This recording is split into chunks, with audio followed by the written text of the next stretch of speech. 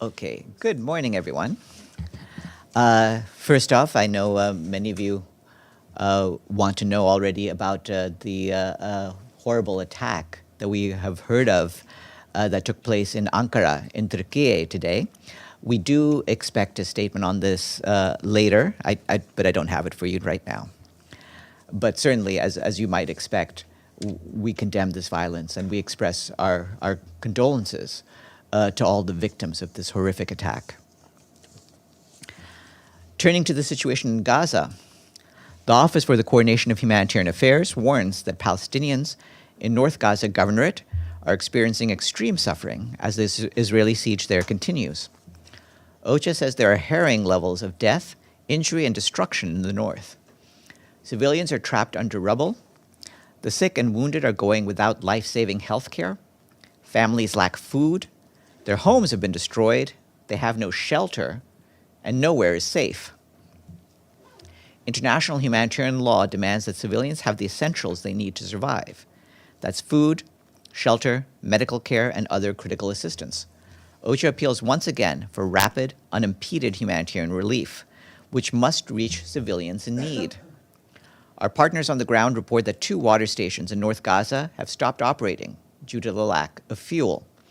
The suspension of service is affecting large areas, including the neighborhoods of Al-Daraj, Al-Tufa, Al-Zarga, and Sheikh Radwan.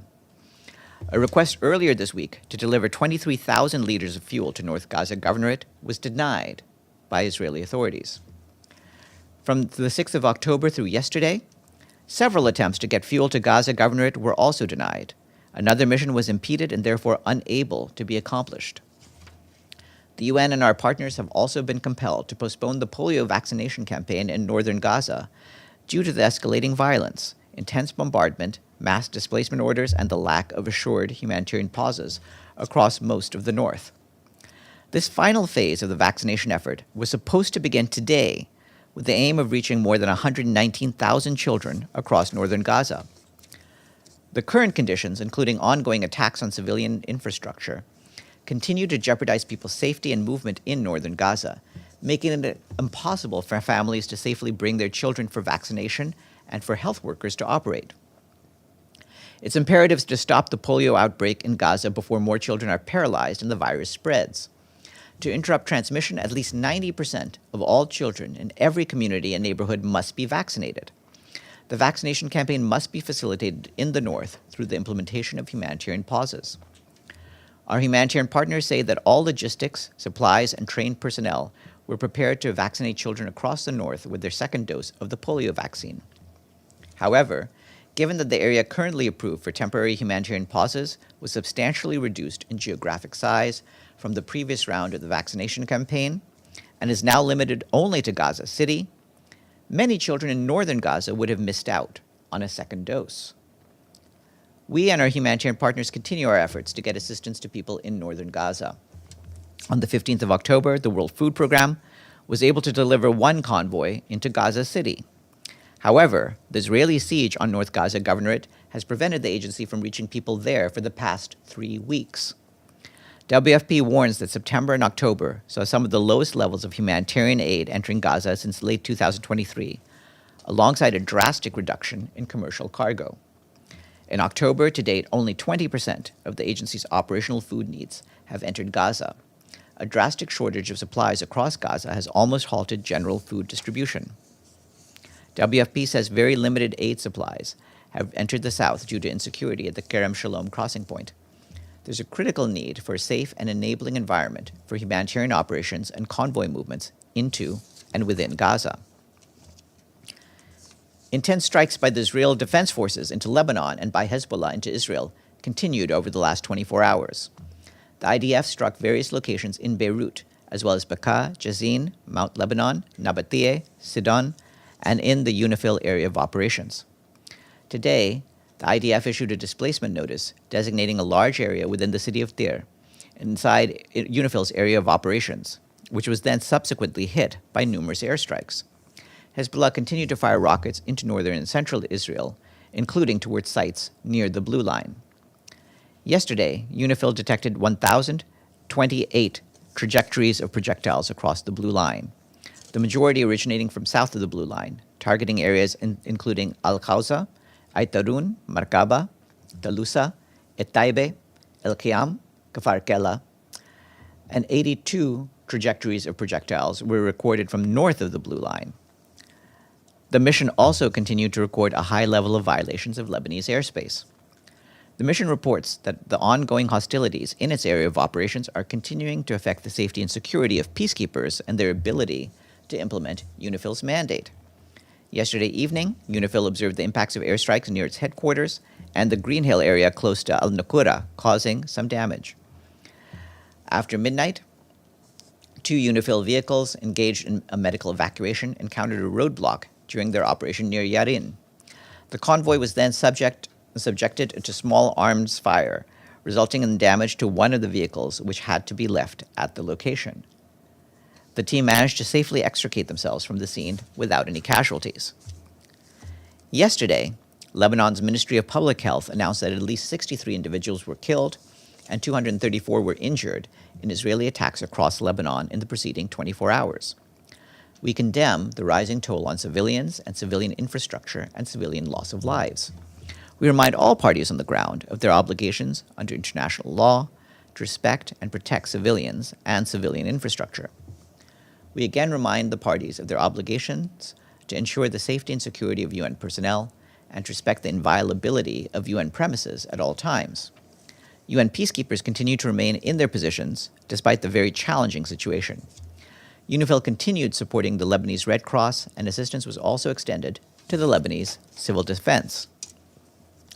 Our humanitarian colleagues tell us that the ongoing attacks across Lebanon continue to cause death and destruction, with civilians killed, injured, or forced to flee to safer areas. Since the escalation of hostilities a year ago, more than 2,500 people in Lebanon have been killed and nearly 12,000 injured, according to official figures. And today, the United Nations Development Program released a rapid appraisal, warning that Lebanon's economy could shrink by as much as 9.2% if these hostilities continue through the end of the year. UNDP estimates that rising unemployment will affect approximately 1.2 million workers across the country. The unemployment rate may increase to a staggering 32.6% by the end of this year. Meanwhile, the country's healthcare system has come under severe pressure. The World Health Organization has documented 47 attacks on medical facilities since October 8, 2023, with 95 health workers killed and 77 injured while on duty. Nearly half of the more than 200 primary health posts and clinics in the areas impacted by the hostilities have closed. 6 hospitals are no longer operational, and 4 are only partially functioning. Meanwhile, our partners supporting health, water, sanitation, and hygiene are working to contain the risk of cholera after the first case in Lebanon was reported since the end of the outbreak that happened between 2022 and 2023. They report that insecurity and restricted access in northern parts of Bekaa and Baalbek are constraining their efforts.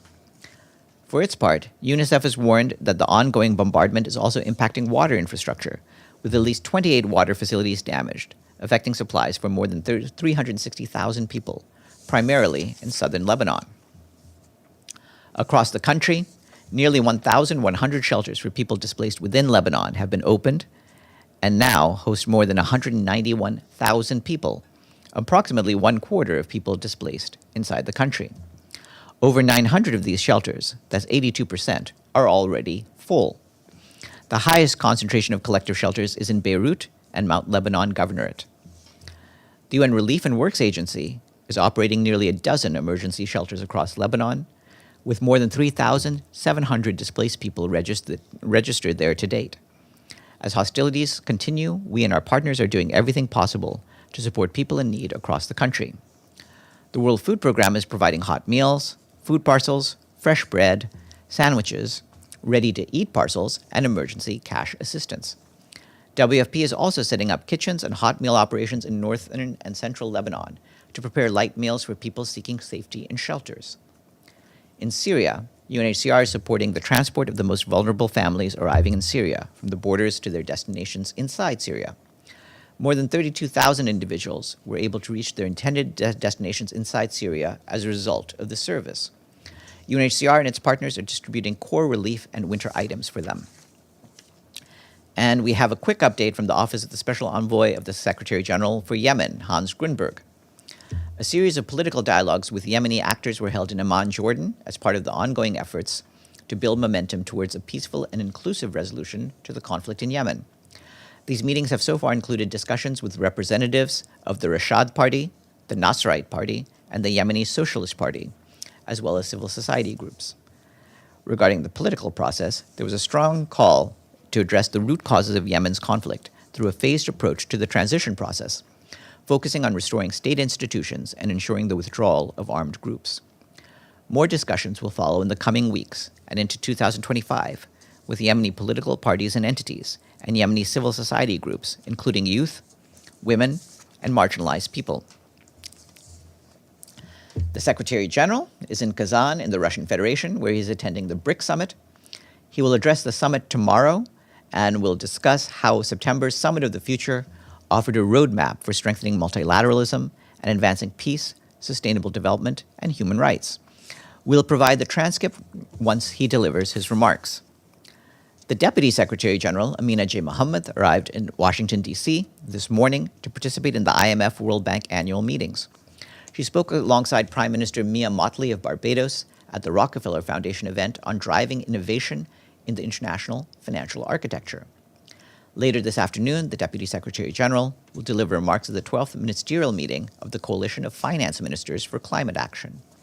Throughout her engagements, the Deputy Secretary General will relay the agreement forged by heads of states in the Pact for the Future, including its call for reforms to the international financial architecture to lift the Sustainable Development Goals. These reforms aim to enhance the voice and representation of developing countries, dramatically expand development finance, make borrowing more sustainable, and strengthen the global safety net. The Deputy Secretary General will invite the international financial institutions to work with the UN in implementing the Pact's commitments. The Deputy Secretary General will also advocate for robust replenishment to the International Development Association, the World Bank's facility for supporting the world's poorest and most vulnerable countries, to enable it to continue its vital work. She'll return to New York on Friday.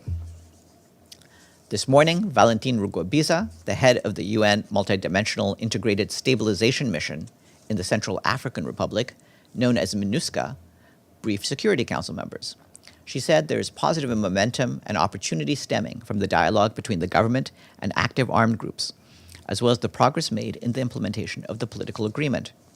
She called on regional and sub-regional organizations, in particular the guarantors of the political agreement, to further support the ongoing political momentum by facilitating engagement between the government and armed group leaders who expressed willingness to renounce violence. Ms. Rugwabiza also said that preparations for local elections have continued to progress, with momentum driven by the government's sustained commitment to the elections and MINUSCA's support and technical assistance. Her full remarks are online. And this afternoon, the Security Council will hold a briefing on the situation in Syria. Special Envoy Geir Peterson will brief, as well as Edem Wasurnu, OCHA's Director of Operations and Advocacy. And the latest report of the Secretary General on Women, Peace and Security was released yesterday evening. The report says that the effects of war and conflict on women and girls are worsening. Last year, the proportion of women killed in armed conflicts doubled compared to 2022, and 4 out of every 10 people who died because of conflict in 2023 were women. The report also says that UN-verified cases of conflict-related sexual violence increased by 50%. These increases in deaths and violence against women are taking place against a backdrop of increasingly blatant disregard of international law designed to protect women and children during war. The report, which was led by UN Women, says that every day, 500 women and girls in conflict-affected countries die from complications related to pregnancy and childbirth.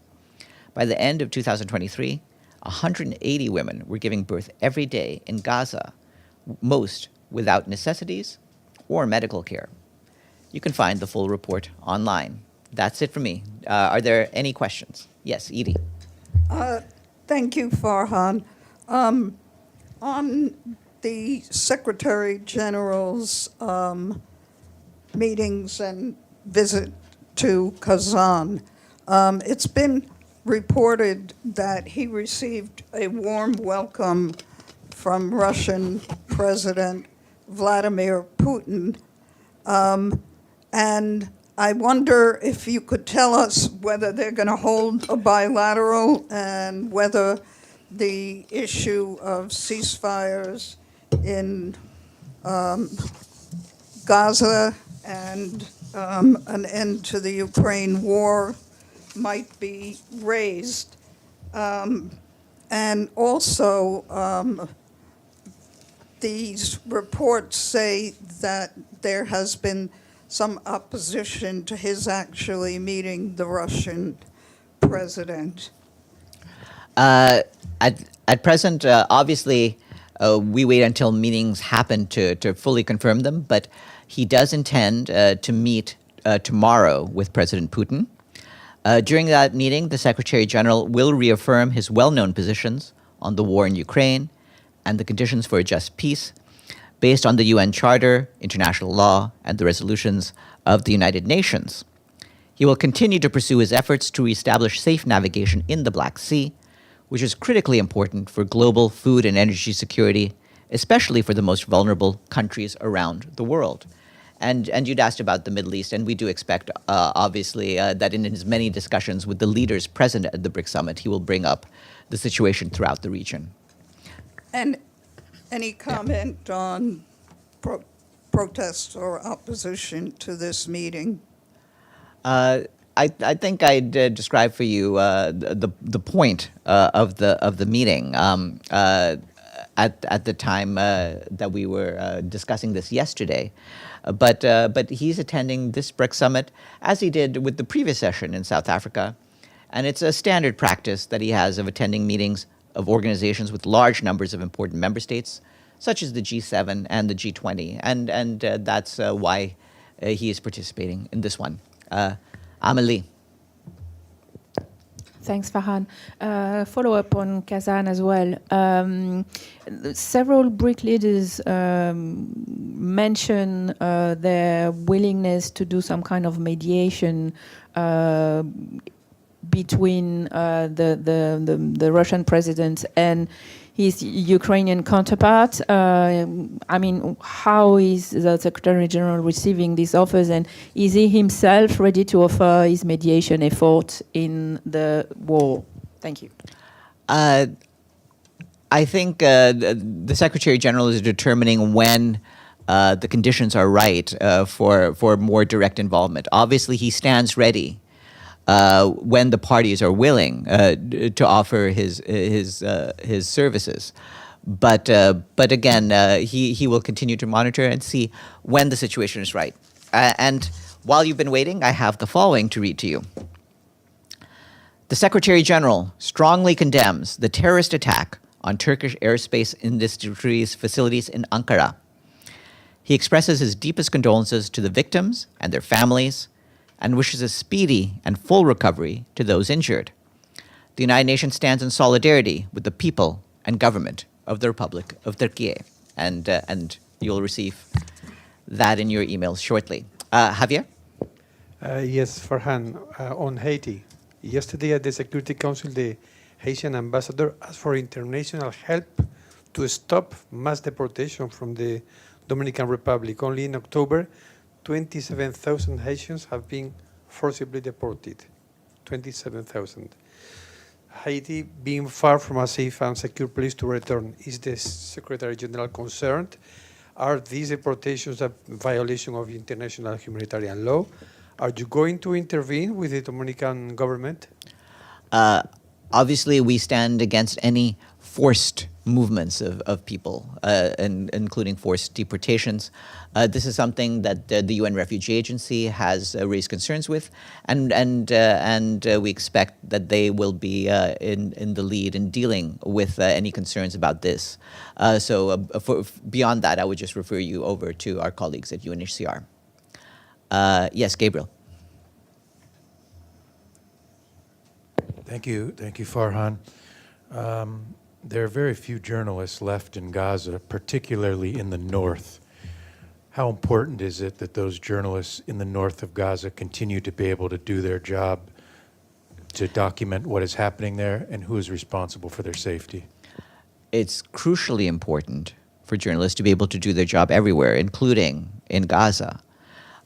We've seen over the past year a very large number of journalists, along with others such as medical professionals, humanitarian workers, and our own UNRWA staff, face violence and be killed in alarmingly high numbers.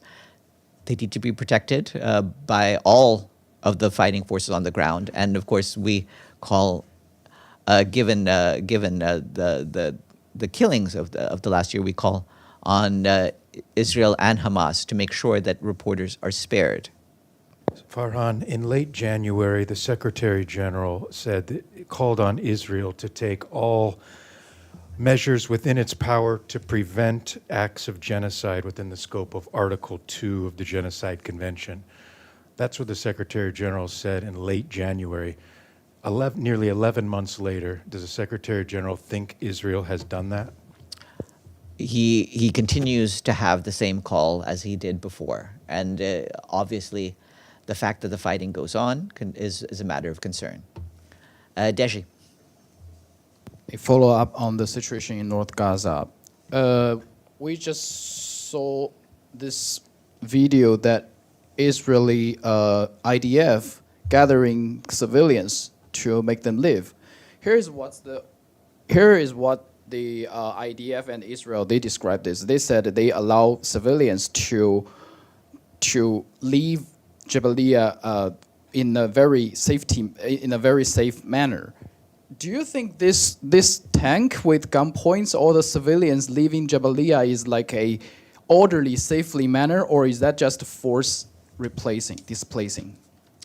We would need more information about exactly how this was carried out, but obviously we have our concerns to make sure that that in fact those who are moving are doing so freely and of their own volition, and that they have safe places where they can go. Do you think they leave there freely and willingly? You look at this. You look at these photos. Do you think those people are queuing up there? I'm not going to play the game of freely? judging based on a single photograph. Oh, but there are a lot, but actually. obviously, our colleagues on the ground have expressed their concerns, as I've been telling you about regularly, and those concerns continue to apply. Abdul Hamid, and then you. Thank you, Farhan. Abdullah Hawash is a little boy of 11-year-old. He was throwing a little stone on the Israeli jeep in Nablus, and they responded by a shot in the head and killed him right in front of the camera. And if you didn't see the video, I will send it to you and to Tor Winsland also. Do you have any comment on that specific incident? We are certainly, our hearts go out to the family members of this poor child who was killed, and his killing needs to be thoroughly investigated.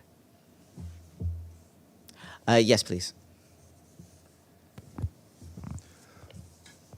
Thanks for on Ukraine and DPRK.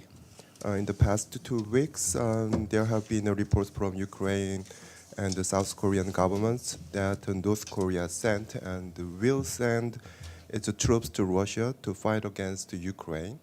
And earlier today, U.S. Secretary of Defense Lloyd Austin confirmed these reports. So my question is this a violation of a relevant Security Council resolution? And does the Secretary General have comments on these developing issues? Well, regarding whether there's a violation of Security Council resolutions, that matter is for the Security Council's Sanctions Committee on the Democratic People's Republic of Korea to determine. So we'll leave the matter in their hands. But certainly we call on all countries to abide by the resolutions of the Security Council, including those concerning the Democratic People's Republic of Korea. And with that, I wish you all a good afternoon.